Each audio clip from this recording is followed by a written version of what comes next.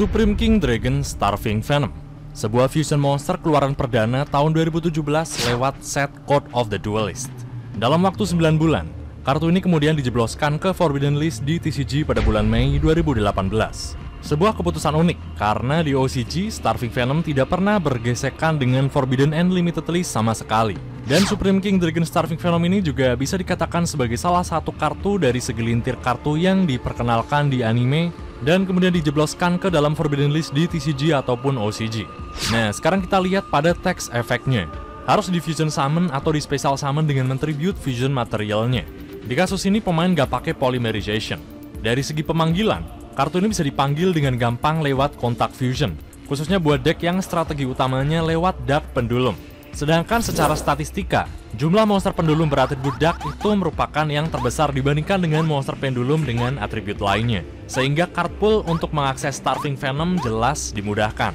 Contohnya kartu ini rilis di era Master Rules 4, soalnya di Master Rules 3 pemain tentu bisa spam monster ini berkali-kali lewat Pendulum Summon Fusion materialnya dari extra deck. Dan dipakai lagi buat Special Summon Starving Venom lagi lewat Contact Fusion. Terus efeknya adalah, sekali pergiliran, pemain bisa target satu monster lain di field atau di graveyard, sampai end phase, nama kartu ini menjadi nama orisinal kartu monster tersebut. Dan ganti efek ini menjadi efek orisinal monster tersebut.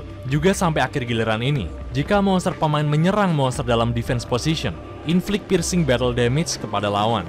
Nah, walaupun efeknya cuma satu baris kalimat, tapi sebenarnya terdapat dua keuntungan konkret yang diperoleh. Bisa copy efek monster lain di field ataupun graveyard siapapun, dan membuat setiap monster di field pemain inflict piercing damage kepada lawan. Nah, letak kesalahan mendasar dari desain efek seorang Supreme King Dragon Starving Venom adalah kemampuannya yang bisa menyalin efek monster lain. Hal ini tentunya mengingatkan kita ke dosa besar salah satu kartu yang punya efek setema kayak dia, The Tyrant Neptune, yang kemungkinan besar masuk Forbidden di TCG dan OCG karena interaksinya bersama kartu spesifik Liryless Independent Nightingale. Nightingale sendiri punya efek yang sudah sangat terseimbangkan di archetype-nya sendiri.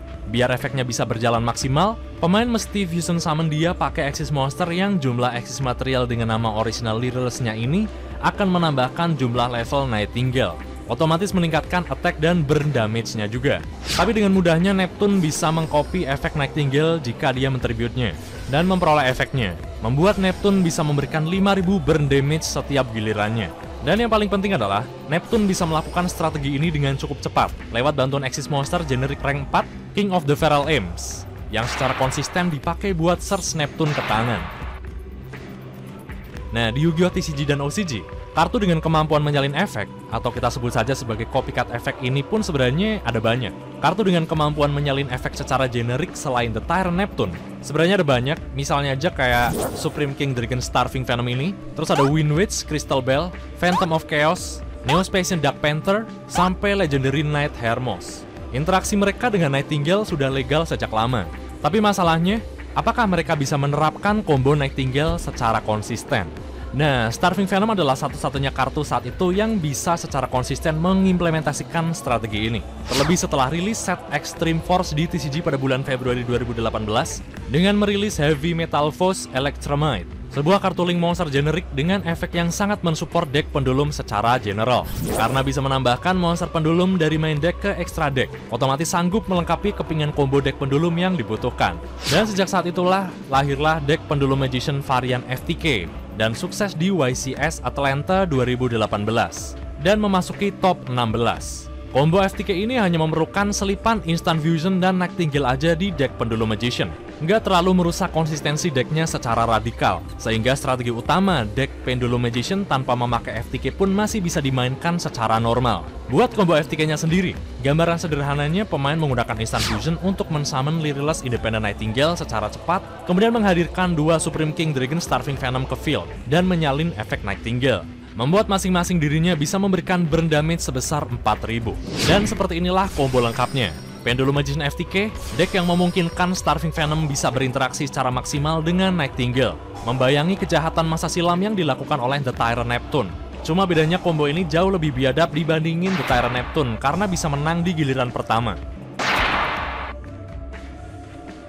Inilah salah satu combo starternya. di hand yang hanya ada Dragon Shrine, Chronograph Sorcerer, sama Astrograph Sorcerer misalnya.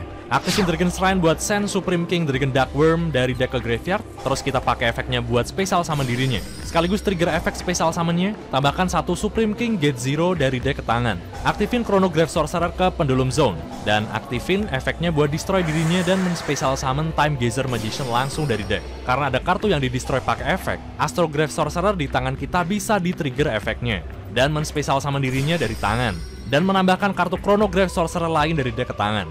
Dua monster bisa dipakai buat link summon ke Heavy Metal Foes Electromite, dan di sini perannya sangat vital buat melengkapi kepingan combo strategi FTK ini. Tambahkan Supreme King Gate Infinity dari main deck ke extra deck secara face up. Aktifin Chronograph Sorcerer lagi, aktifin efek kedua Electromite, Destroy Sorcerer, dan ambil Astrograph Sorcerer dari extra deck ke tangan. Nah, karena Chronograph Sorcerer tadi dihancurin, efek Astrograph Sorcerer bisa langsung di-trigger seketika dia ditambahkan ke tangan. Spesial summon lagi dia, aktifin efeknya lagi buat nambahin Chronograph Sorcerer terakhir dari deck ke tangan. Plus efek ketiga Electromite juga ke-trigger ketika ada kartu di pendulum zone-nya meninggalkan field, ngasih pemain draw satu kartu. Nah, di hand pemain udah ada dua pendulum scale 1/8. Bisa dipakai buat manggil monster-monster pendulum dari extra deck. Otomatis bisa manggil 2 ke zone yang ditunjuk sama link markernya Electromite. Pendulum summon Chronograph Sorcerer sama Supreme King Gate Infinity. Jangan lupa aktifin efek Gate Infinity, destroy dirinya, dan juga Chronograph Sorcerer buat summon monster pendulum lainnya dari extra deck. Sekaligus trigger efeknya yang bisa pindah posisi ke pendulum zone, dan memungkinkan aktivasi efek Gate Zero yang bisa search instant fusion dari deck ke tangan. Di field udah ada 4 monster Dark Pendulum, 2 diantaranya kita bisa pakai buat kontak fuse ke Supreme King Dragon Starving Venom pertama. Instant Fusion dipakai buat special summon Lyrilless Independent Nightingale. Bisa juga kita aktifin efeknya buat ngasih burn damage geli ke lawan. Terus kita send dia ke graveyard buat summon link monster lagi yang link markernya nunjuk ke pemain, biar bisa kontak fuse Starving Venom kedua. Dan langsung aja kita pakai efek kopinya dan target Nightingale. 2 Starving Venom ini di giliran pertama udah bisa ngasih damage sebesar 8.000. Dan itulah sejarah yang terulang kembali bersama Lyrilless Independent Nightingale. Dan kemudian membuat Starving Venom masuk ke Forbidden List di TCG pada bulan Mei 2018, 3 bulan setelah deck Pendulum Magician FTK ini ditemukan. Di OCG sendiri, konsep Pendulum Magician FTK yang mengadopsi Starving Venom dan juga Nightingale juga seharusnya legal dan bisa dipakai. Tapi sampai sekarang saya belum menemukan ada laporan turnamen duelist OCG yang menggunakan strategi seperti ini dan berhasil topping di suatu turnamen. Dan sekarang teman-teman sudah tahu kan ya, penyebab Supreme King Dragon Starving Venom ini masuk ke Forbidden List. Bisa dibilang dia adalah korban dari desain efek Independent Nightingale, yang sepertinya membuat Konami belajar untuk tidak merilis kartu copycat efek generik lainnya di masa mendatang. Dan itu dia, buat segmen kenapa kartu Forbidden itu Forbidden buat episode kali ini. Sekian dari Yuga Recover Indonesia, thank you udah nonton sampai akhir dan I end my turn.